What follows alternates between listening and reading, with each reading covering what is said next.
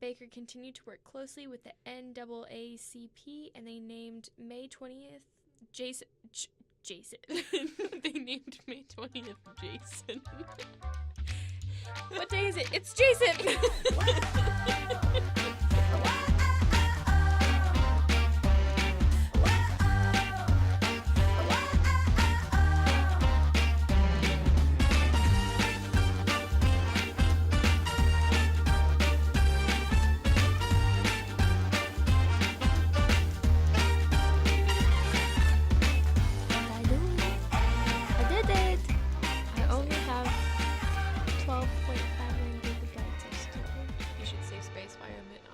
Your storage. It's not your computer. Doesn't matter.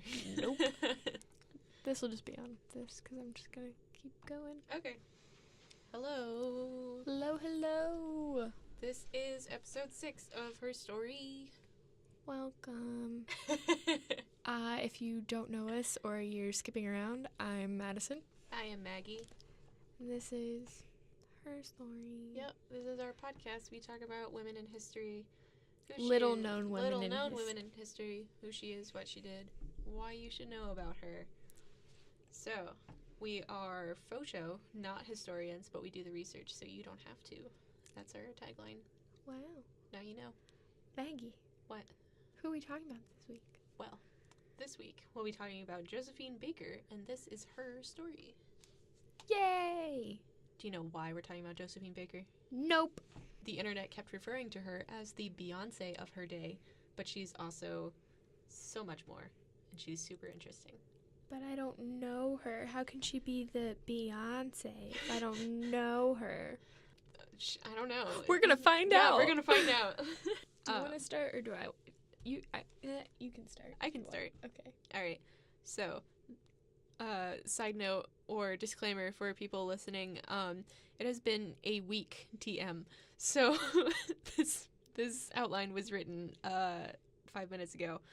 So it might be a little less structured than our usual episodes, but only towards the end when our recording time started coming up. So another disclaimer, yeah. We haven't slept. Not much. I don't remember what dreams look like. I think that's pretty subjective what they look like. The concept. I don't know what the concept of a dream looks like. Okay. Yeah, we're gonna go to bed after this. No, we're not. No, we're not. So, anywho, Josephine Baker. Her life as we know it. So, now, transition. She was born Frida Josephine McDonald June 3rd, 1906 in St. Louis, Missouri. Her mother was Carrie McDonald, and there's some dispute as to who her father was.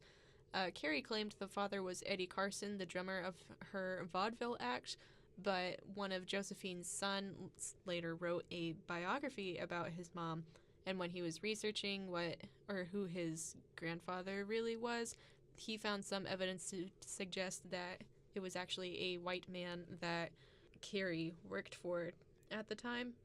The evidence he found was when Carrie was giving birth to Josephine, then she went to a hospital instead of having a home birth. And she was also there for 6 weeks and attended by an all-white nurse staff, which did not happen in 1906 for African Americans. So he and a lot of other people think that the father was able to pull some strings. But we don't fully know. So there we go. So Josephine got an early start in show business. She participated in her mother's act as early as 1 year old. Growing up, the family struggled financially, and Josephine started working at 8 years old as a live-in domestic servant in a white household to help make ends meet. By age 12, she had dropped out of school, only ever achieving a 5th grade level of formal education. And at 13, Josephine became a waitress at a restaurant where she would meet her first husband, Willie Wells, and they married the same year. She got married at 13. It was a different time. No judgment, different time. My longest relationship was in 7th grade when I was about her age, and it lasted 3 months. Well, that's not really saying much because the marriage didn't last long and they separated after less than a year. So you're kind of on par with Josephine Baker. You just had a different title for who you were just with. Didn't put a ring on it. No. Thanks, Josephine. Gives me hope. So, around this time, Josephine McDonald I guess Josephine Wells. I don't really know what she went by at this time. But anyway, Josephine McDonald joined the Jones Family Band, which was a street performance group where she would later be discovered. In 1921, at the age of 15, Josephine marries her second husband, Willie Baker. Same first name as her first husband. It made me laugh that there are two men who would go by the name Willie willingly. Willie willingly. Willie. Anyway, she has a type. Yeah, she married Willie 2.0. She kept his last name of Baker for the rest of her life because around that time is when her career really took off and it just kind of stuck with her. She was discovered at the age of 15 through her street dancing and was invited to join the St. Louis Chorus Vaudeville show. From there, she was able to head to New York, where she danced in the chorus line of highly acclaimed shows, including Shuffle Along in 1921 and The Chocolate Dandies in 1924. Her claim to fame was being the dancer at the end of the line, and during the whole show she would act like she was struggling to keep up with the steps from the other dancers. Then during the encore, she would come out and perform the piece correctly, if not even a more complex version. And at the time, she was billed as, quote, the highest paid chorus girl in vaudeville. Wow. Good job. Go her. Good, yep. This is where we go to Paris and beyond.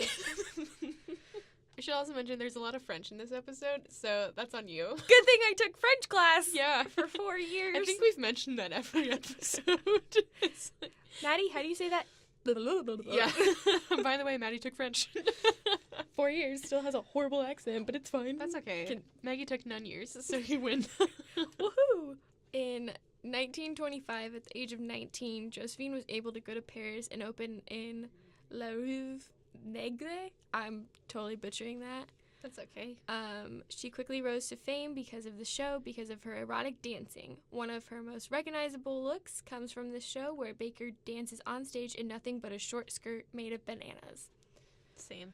You mean I do that on my days off. So. Yeah, it's just like a regular Thursday for us. God, it's not that erotic.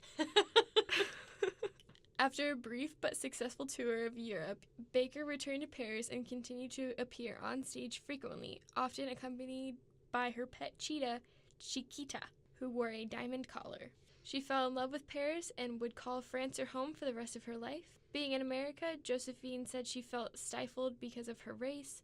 Quote, one day I realized I was living in a country where I was afraid to be black. It was only a country for white people, not black, so I left. I had been suffocating in the United States. A lot of us left, but not because we wanted to leave, but because we couldn't stand it anymore. I felt liberated in Paris, end quote. While Baker's main performance space continued to be the stage, she also starred in 3 films, Sirens of the Tropics in 1927, Zuzu in 1934, and Princess Tam Tam in 1935. All were popular in Europe, but none made a huge splash in America. Not surprised. Yeah. Just looking very briefly at the actual movies, she's basically playing the same character of, like, the exotic seductress, which was kind of, like, her stage thing, too, at the time. I don't know. That's all I have. Fine. Around the early 1930s, Josephine got a new manager, a man named Giuseppe Pepito Albertino. Yep. Yeah. Leave it just like that. Yep. I'm not going to try and fix it. That's okay. He was a former stonemason from Sicily who passed himself off as a count once he came to Paris. Despite sounding really sketchy, Giuseppe was actually a great manager, completely transforming Josephine's stage presence and vocal ability. They were also a couple, but were unable to get married because Josephine was still technically married to her husband, Willie Baker. Willie 2.0. Wow. Never forget. It's like that Friends episode where, like, Phoebe's technically married for, like, 10 years, and then he's finally like, I want a divorce. Yeah. I met another woman, and she's like, I thought you were gay. It's a whole story arc. I've watched it enough that I'm a little upset to say, no, I'm pretty sure that's season 3. I'm pretty sure that's season 3, episode 5. Yeah, I could be wrong, but it could come at the 22-minute mark. And continue. Yep. This transformation was obvious to the public, and one woman commented, quote, she went from a petite danseuse sauvage with a decent voice to la grande diva magnifique. I swear in all my life I have never seen and probably never shall see again. Such a spectacular singer and performer. Thanks, French class. After building such a large following in Paris, Josephine attempted a return to America. In 1936, she started a revival of Ziegfeld Ziegfeld Follies. But it did not gain much box office success, and she was actually replaced by another performer halfway through the show run. What shitheads. I know. Press at the time completely bashed her performance, partly tied into her race, and Josephine returned to Paris upset over how her country received her. Yeah, I was going to put a quote in from Time magazine. That was like the big one that completely bashed her, but I honestly didn't feel comfortable putting that in. It's just like... Would I have to say words I don't like to say? Yeah. They also called her a wench. I know. A scandal. But, like, that was the least offensive word that they called her. You wench. Yeah. The most offensive word they called her was a diddly-doo. Yeah, that's it. I'll have to censor that out. If we want to say diddly-doo on there. Beep, beep, boop. This return apparently contributed to Baker giving up her U.S. citizenship, and in 1937, after Baker returned to Paris, she married French journalist Jean Lyon in the town of... Oh, give me a minute. I know. Haha, I'm glad you're doing this section. Crèvecoeur-le-Grand by the mayor, making her a French citizen. There you go. Now we go to World War II. So September 1939, France declared war on Germany, and Josephine Baker was recruited by the French secret intelligence as a, quote, honorable correspondent, aka spy. Baker would collect information from German officials she met at parties. She was able to do this also with Japanese officials at assemblies and extravagant events without raising suspicion due to her charm.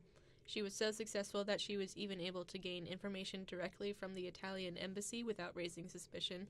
Like, I'm not 100% certain on how this went down, but in my head I just picture her, like, walking in, just going up to, like, the receptionist desk and just, like, standing there for half an hour and just getting all the secrets, being like, okay, thanks, bye, and no one thought anything of it. They're like, she's beautiful, let's spill everything. I know.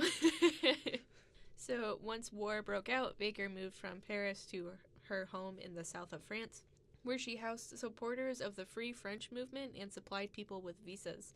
She was incredibly helpful for the movement and for French intelligence, as her social status and role as an entertainer allowed her to travel Europe without raising suspicion. In 1941, Baker and her entourage... Entourage? Have you seen that show? 1941, Baker and her entourage... Oh my god, I did it again. 1941, Baker and her entourage traveled to the French colonies in North Africa, telling people it was for Baker's health, but in reality, she went to help the resistance. There, she was able to travel into Spain and pass information across the border, pinned to her underwear, counting on her status as a celebrity to avoid strip searches. Baker also traveled to various bases, entertaining French, British, and American soldiers. She charged no admission, and civilians were not allowed in.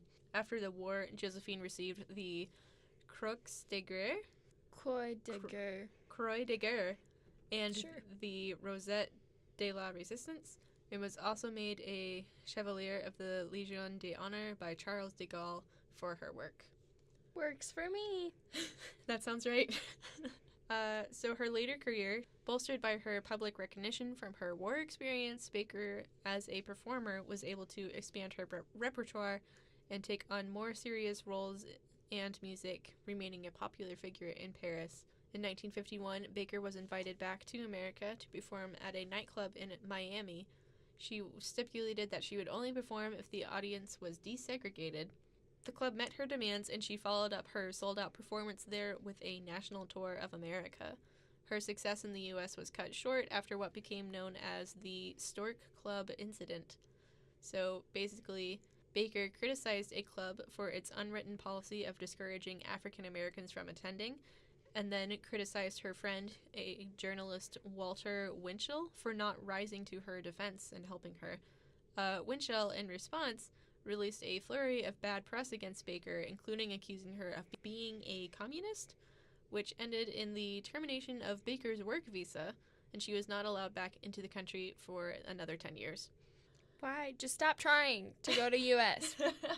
I mean, she's from here, but it's just a lot of stuff, stupid stuff keeps happening, and so she's not allowed to be here, or wasn't. January 1966, Fidel Castro invited Baker to perform in Havana, Cuba at the 7th anniversary of his revolution, and the performance broke attendance records for the country. Despite her constant worry that no one would remember her as she grew older, Baker continued to perform for many years. In 1973, she performed at Carnegie Hall to a standing ovation, and the following year, she performed at the Moroccan Red Cross Gala, celebrating her 50 years in French show business. Look at her. Yeah. So this is where it kind of gets out of order. We're going to talk about her civil rights involvement and then clarifying her personal life.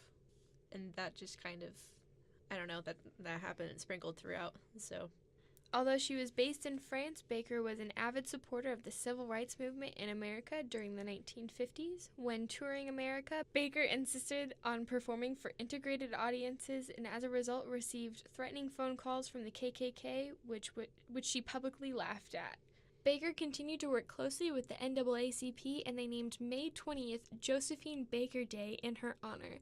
In 1963, Baker spoke and marched during the March on Washington alongside Dr. Martin Luther King Jr. and was the only official female spokesperson to attend. She attended in her Free French uniform, wearing her wartime medals, and introduced Rosa Parks and Daisy Bates during the event.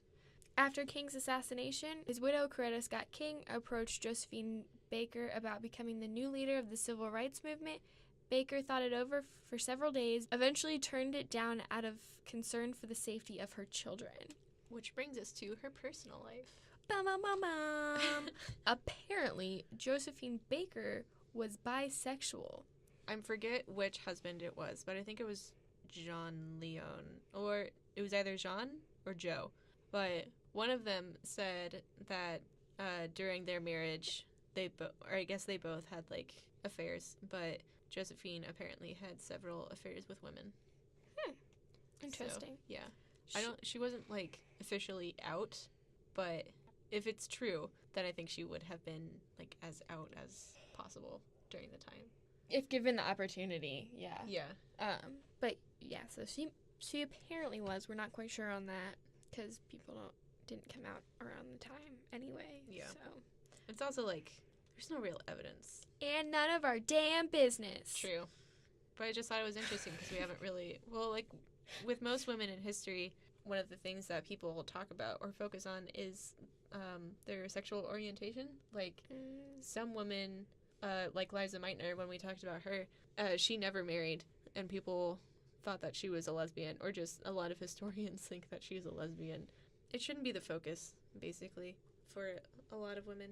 But yes, so I think it's interesting because it seemed like this was more than speculation. It seemed like pretty clear, or it seemed pretty credible that Josephine Baker was bisexual, or we should have a wider diversity range for people that we talk about. We should. We have not talked about LGBT people yet. But we will find a way to Talk about Sally Ride. It didn't come out until after her death, but she was the first LGBT astronaut. I'm just going to continue like we didn't have the thing. So she had 4 marriages during her lifetime. Willie Wells, married 1919 to 1919. William Baker, married 1921 to 1925. Willie 2.0. Yes. Jean Leon, married 1937 to 1938. And Joe Bouillon, married 1947 to 1961. Overall, she adopted 12 children all across the world, 2 girls and 10 boys, which she called the Rainbow Tribe. Besides being unable to have children herself, Baker wanted to show people that everyone, regardless of gender, race, ethnicity, religion, or whatever else someone could identify as, could live in peace. 4 days after the gala celebrating Baker in Paris, she was found in a coma in her bed, surrounded by glowing reviews. She passed away April 12th, 1975, at the age of 68. That was the Moroccan Red Cross Gala. I was going to make a joke, but I won't. That might be taken wrong. What was it? She was just so excited over the glowing reviews. She I put know. herself in a coma. I know, it's such like a sad picture. Well, I don't know if it's sad, because it seems pretty peaceful. It's almost like she was waiting her whole life. Not physically, or literally, but like she was waiting for the time when, like, people actually appreciated her. And then Yeah. when she got it, she was like, ah. Yeah. And then she just relaxed. So we keep going back and forth on what to call the fun fact section. So I just named it Plus Also. Plus also some interesting things that we have learned over Yep. the years. Over our years and years of research. This podcast has been in development since 2005. No, yeah, our years, aka last night. Angelina Jolie cites Josephine Baker as part of her inspiration to adopt such a large family. Nice, Jolie. Yeah. When Chiquita would accompany Josephine on stage, she would apparently often escape into the orchestra pit, which would frighten the musicians but add to the entertainment for the audience. I like how they just completely ignore the safety of the musicians involved. They're just like, more tickets. When she was a spy, Baker would carry information for the French government across borders written in visible ink on her sheet music. The success of Baker's America tour was so significant that she was named the NAACP's Woman of the Year. Once, when Baker returned to New York, she and her husband at the time were refused service at 36 hotels because of her race. That's a lot. That's quite a lot. Yeah. Like, can you imagine just walking or traveling to 36 hotels? And you finally get to the 37th one, you're like, finally. Yeah. Speaking of 37, it's 437. Whoa. After the Stork Club incident, actress/Princess Grace Kelly came to Baker's defense, and the two became close friends after. Kelly even supported Baker financially when she was close to bankruptcy. And Mick Jagger was in attendance at the gala celebrating Baker's 50 years in show business. And that is her story. Wow, we actually got it on our first time. Yay. Maggie, Madison. why does she matter? I think she matters because of everything that she did during the World War, and, being a spy is very difficult. I really did not develop my thoughts for this, so. No, I was going to make another joke, because that's what I do. I was going to say, yeah, I understand, but if I tell you that, I have to kill you. Wow. I thought her story was really interesting, just because she was an entertainer, and then she was a spy, and then everything that she did for the civil rights movement. I think that would be her greatest impact today, would be the civil rights movement. Like, I didn't find specifics on, like what she was working on or anything like that, but the fact that she was so highly regarded in the movement to be offered the role of taking charge of it after Martin Luther King Jr., that his wife thought that she would be a suitable replacement, I think is really cool. Why don't people know more about her, though? I don't know. I think it's mostly America. Like, as we have found out repeatedly during this episode, America does not like Josephine Baker. America is a shit country.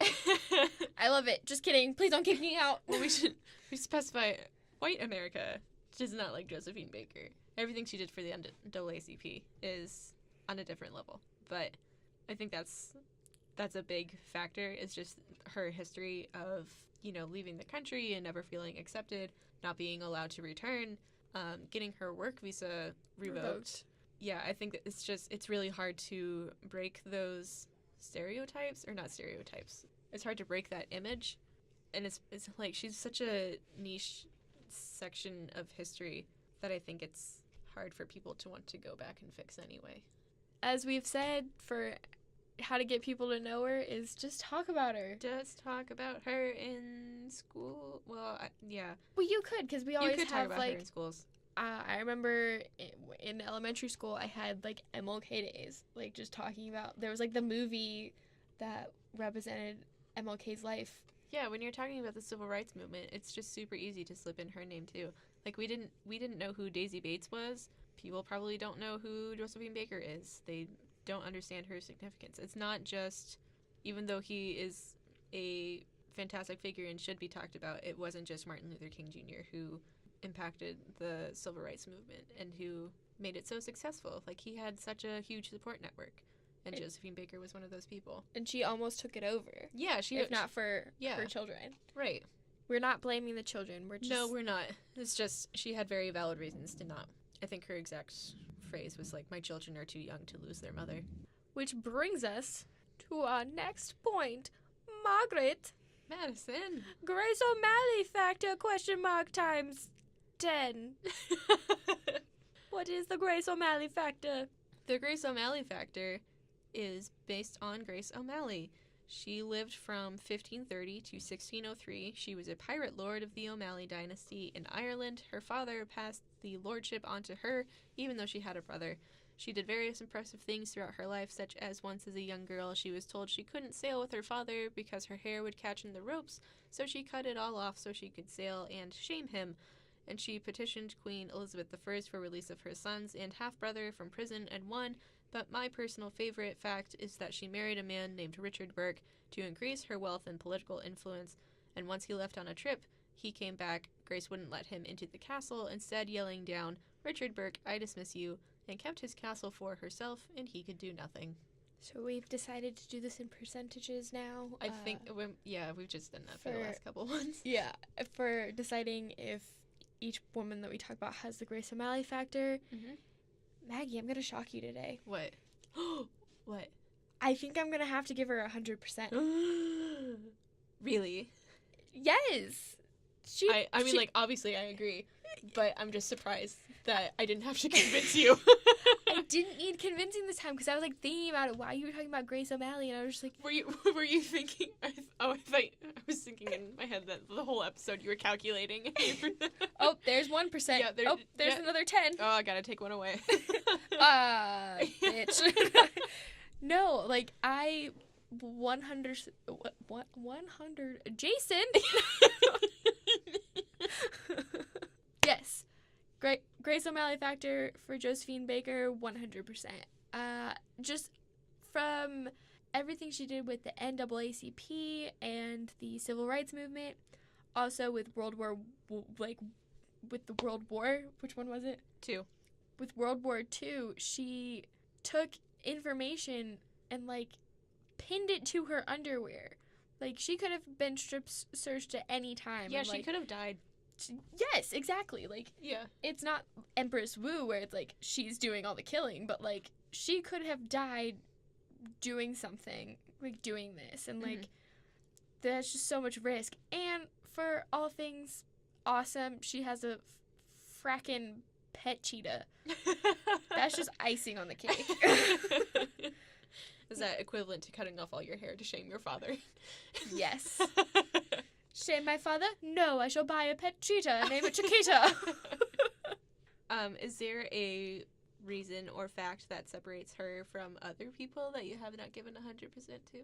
Because you're the Simon Cowell of the Grace O'Malley factor. It's a no from me.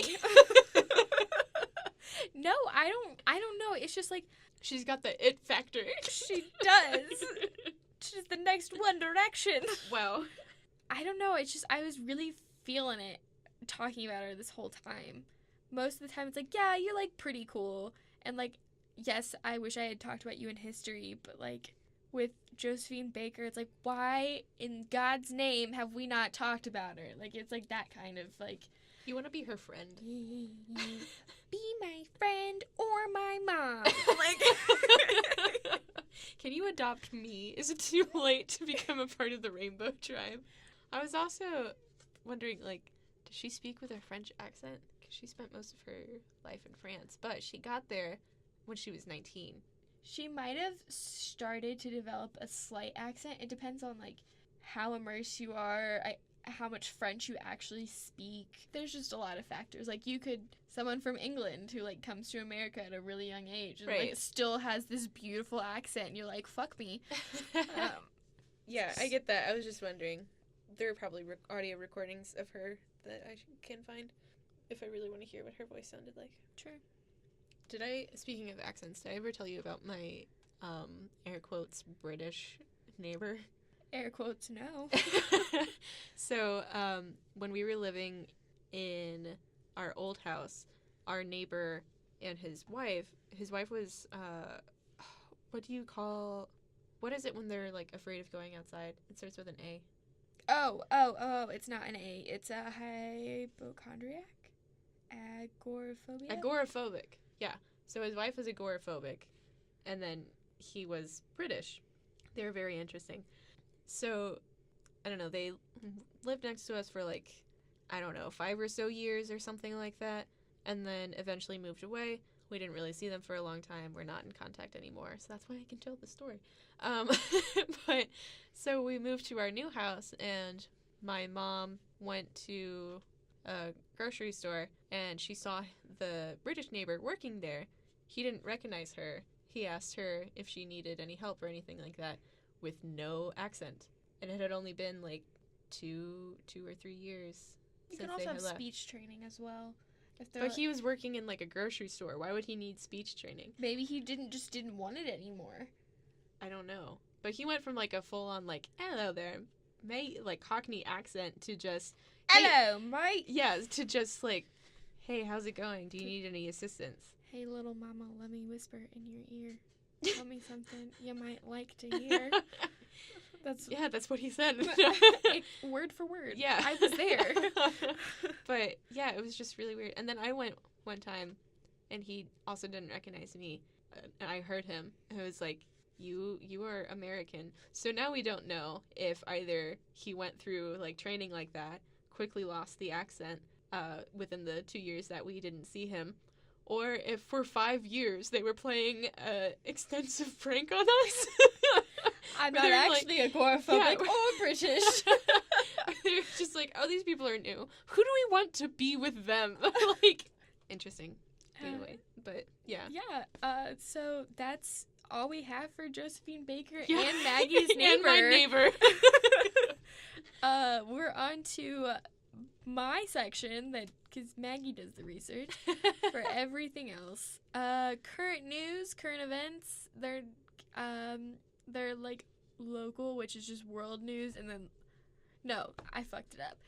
I switched them. But there's local news and less local news, which just means U.S. and everyone else. Yep. And less local news, because I fricked it up, quokkas selfies. So, you know those little animals that people go to Australia and they, like, take pictures of them? The ones that are smiling all the time? Yeah, because they have no natural predator on this Right. island. So that, yeah, that's right. Those, yes. So they're, like, okay with coming up to people. Well, I guess I didn't read the whole article. I probably should have. But scientists were, or, like, animal people were, like, nervous because people were, like, feeding them, and someone set one on fire. What? Don't quote me on that. I think that was what I read, and I was like, excuse me, and I, like, blocked it out of my memory because I was so upset. But, like, they were just, like, worried, and, like, the whole, like, selfie thing, that was a bit of a problem. But then, like, scientists were like, we don't really know the, like, effects of taking selfies with these animals because, like, they're naturally friendly creatures. They have no predators. But, like, Instagram pics are, like, okay because, like, Margot Robbie and, like, other visitors do it all the time. And at one point, someone, like, said, hey, yeah, go take a selfie with these animals, but, like, don't feed them. If they run away, don't chase them. Like, if they want to come up to you, that's fine. Take the picture. Just don't touch them. Don't feed them. Just, like, take the picture and call it a day.